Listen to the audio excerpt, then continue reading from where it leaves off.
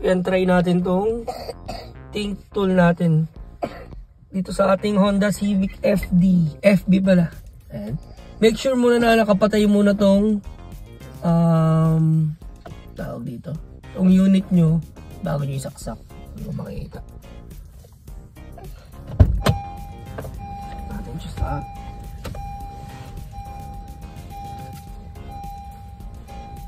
saan na ba yun? Sa ilalim lang naman yun guys. Tutunog yan. Ayan, tumunog na. So okay na. Pinakalit natin.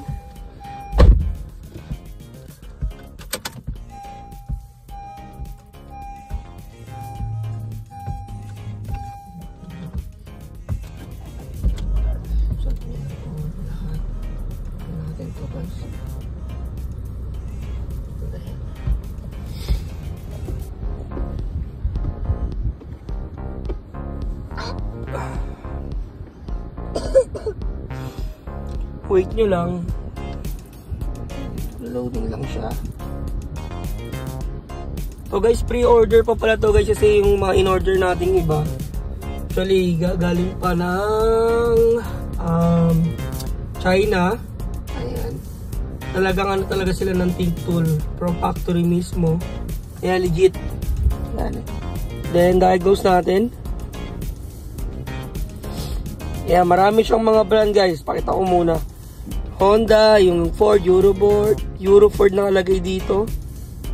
Acura, alam ko Honda rin ata. Ayan, Audi. Ayan. BMW. Yung iba kasi di ko na. Ayan, may Bugatti pa nga. Changan. Chakno. Ayan pala yun guys. Cherry White. Chevrolet. Ayan. Suzuki, ewan ko.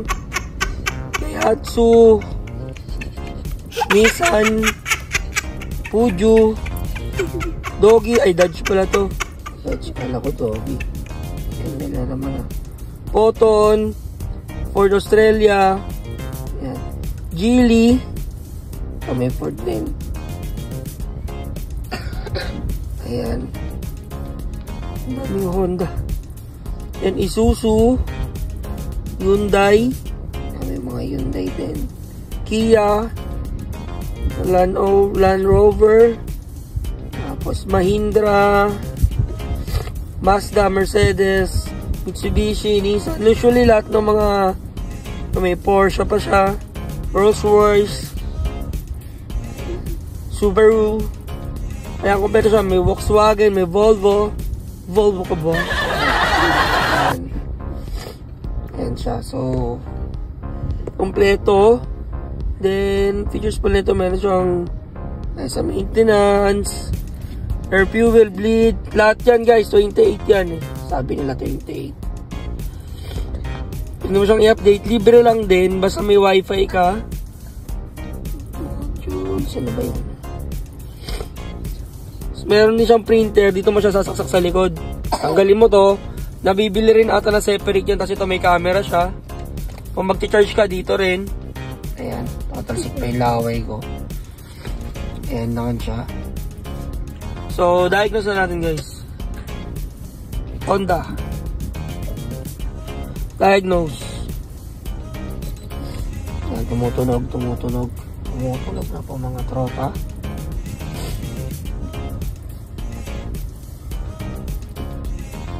Tintin, Japan to.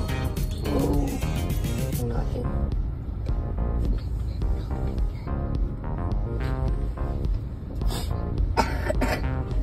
Okay, Civic 2013 year model.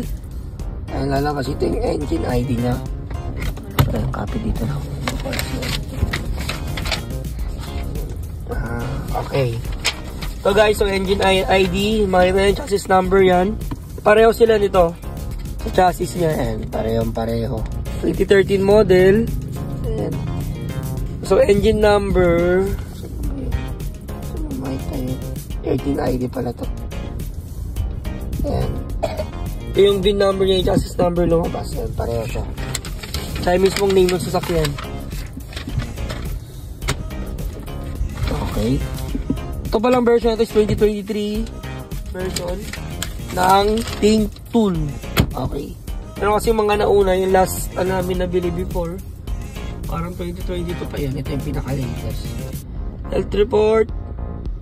Yes. Pa-neutral naman. Kailangan daw ship to park or neutral. Ayan. So, naka-park naman tayo. At the same time, naka-handbrake. Okay. Okay. Okay ba? Ayan.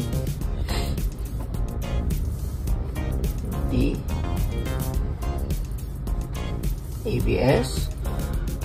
Tingnan natin guys. And then, makikita nyo na rin. Ito nga pala yung unit natin na available. Singit ko lang. 2013 Honda Civic FB. Ayan. 88K lang yung order niya guys. Ayan, sariwa naman. Malamig yung aircon. Actually, itong unit na to para to sa mga mahilig mag-project cars, sa mga gusto mag-setup. Ayan. Yung iba talagang, actually ito kahit nga rin ako kung medyo okay na. Hindi siya ako nag-focus sa mindset. Gusto ko rin tong ipang-ari din. Setapan ko, lagyan ko ng mags, spoiler, kung ano, papagapuin ko talaga guys. Pero so ngayon, focus muna tayo sa business. Saka na muna yan. Ano muna tayo? Makakabili rin tayo ulit ng ganito. Actually, dalawa to, yung isa FD, yung isa FB. Yung mga gusto kong unit na papugiin. So far, wala pa siyang red. Yan. Ibig sabihin, in good condition talaga yung mga sensors niya. Even yung mga, yan, mga transmission niya, makikita nito yung mga ABS, yan, SRS, EPS, yung power steering niya. So far, all green pa to. Ayan. Medyo mas madami na siya unlike before. Tsaka pag Honda talaga, medyo marami-raming binabasa guys. Nasa 41% na tayo.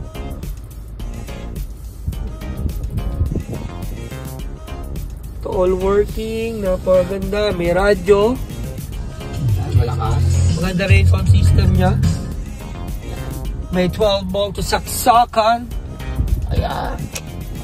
AUX. Ayan, pagka halimbawa, dala ka lang ng phone mo, tapos yung may naka-Android ka, or kahit naman kahit naman iPhone, pwede yan. Basta yung dulo, ito, yung 3mm jack. Okay, tama? Tama ba yun? Eh, kung mali, comment nyo lang kung ano tawag dun. Tapos, ayan, yung panel gauge dito. Ang ganda. Then, 1.8 pala to, VTEC engine, guys. Maluwag, maganda yung legroom dito. Mga lagayan. Solid siya, solid.